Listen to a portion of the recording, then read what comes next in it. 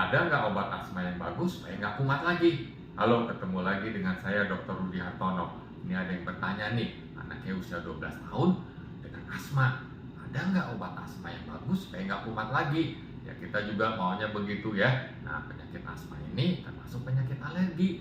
Sifat alergi dia akan berulang terutama kalau kena pemicunya. Jadi sebisa mungkin hindarilah pemicunya. Nih, ada banyak hal yang pemicunya, tapi paling sering itu dua ya, polusi di sekitar kita dan infeksi. Nah, polusi ya banyak nih, asap kendaraan, asap rokok, debu ya. Kalau lingkungan di sekitar kita polusinya tinggi, maka resikonya juga lebih tinggi untuk kumat. Lalu infeksi, batuk pilek, nah itu bisa memicu asmanya kumat. Nah, jadi sebisa mungkin hindari itu. Bisa juga faktor lain, kecapean, stres misalnya, pelajarannya susah, kecapean. Nah, jadi ada banyak hal ini.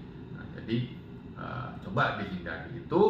Nah, yang terpenting pada asma pada anak nih ya, supaya tumbuh kembang anaknya bagus, dapat beraktivitas fisik seperti anak normalnya, dan jarang kumat agar kedepannya tidak menjadi kronik.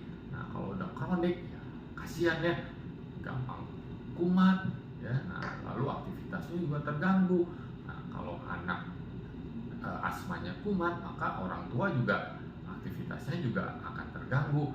Nah, ini kan udah besar, jadi biasanya dia udah tahu nih, oh saya mau sesak nih. Nah, jadi pakai obat yang hirup ya, hirupan. Nah, itu lebih praktis.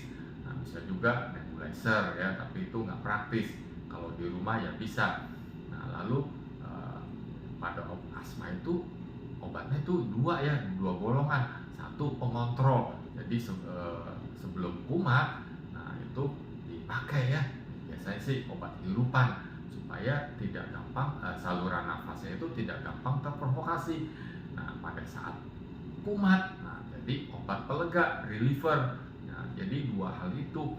Jadi coba konsultasi lagi dengan dokternya. Kalau anak ini sering kumat, maka pakai pengontrol jangka panjang supaya saluran nafasnya menjadi bagus, tidak gampang terprovokasi, sehingga kehidupan anak menjadi lebih bagus, tumbuh kembang anak menjadi lebih bagus lagi.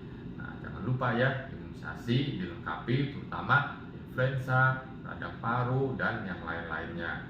Istirahat yang cukup, nutrisi yang baik, olahraga yang ringan-ringan sesuai dengan kondisi si anak. Semoga dapat menjawab ya.